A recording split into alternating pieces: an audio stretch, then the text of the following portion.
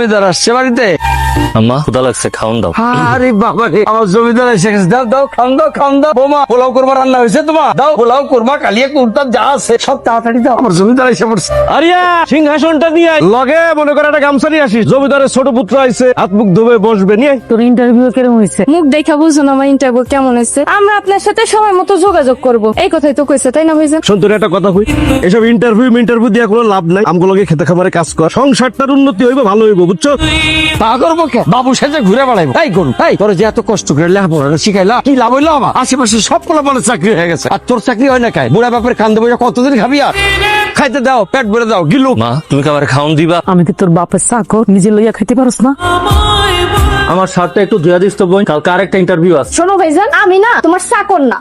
কালকে সকালে কলেজের একটা পিকনিক আছে, 3000 টাকা চাঁদা ধরছে। বড় ভাইজানে কইছে 2000 টাকা দেবো, আর 1000 টাকা তুমি জোগাড় করে দিতে পারবা? আবার কই শার্ট ধুয়ে দিতে। আম্মা এই ডাল ছাড়া কি আর কোনো তরকারি নাই? আর কিছু রান্ধো নাই? তোর কপালে যে ভাত ঢুকছে, এটাই আল্লাহর কাছে শুকরিয়া কর। মা তোমরা সবাই মিলে আমার সাথে যে ব্যবহার শুরু করছো, আমার কি মনে হয় জানো? আমি তোমাকে নিজের পোলা না, আমি তোমাকে সব পোলা। তুই যদি নিজের পোলা হইতি, তাহলে বুড়া বাপ আর বড় ভাইয়ের ঘাড়ে বৈশা খাইতি না। একটা দামড়া পোলা হইয়া কেমনে কামকা না করে তাও? এই তুই বৈশা বৈশা খাইতে লজ্জা করে না? লজ্জা করবো কে? খেতে খামারে যদি কামে যায়, তাহলে আপনার সুন্দর পোলার গায়ের রং ময়লা হয়ে যাইবো না? আর গায়ের রং ময়লা হয়ে গেলে তো সে চাকরি বরাত পাইবো না। এই জন্য স্কিনটারে সুন্দর রাখে। দুই চোখ যেদিকে দেখোস যাস না কেন? বাড়িয়ে যা বাড়ির থেকে, তাইলে একটা আপদ বিদায় হইব। ভিডিওটা দেখে কি বুঝলেন যে একটা বেকার ছেলের জীবন কেমন কাটে? অবস্থানের ভিতরে কি চলে উপরে দেখে কিন্তু বোঝা যায় না। ঠিক তেমনই একটা বেকার ছেলের জীবন কাটে। তার প্রতিটা সেকেন্ড, প্রতিটা মুহূর্তে যে কষ্টে কাটে, সে ছাড়া আর অন্য কেউ বুঝে না।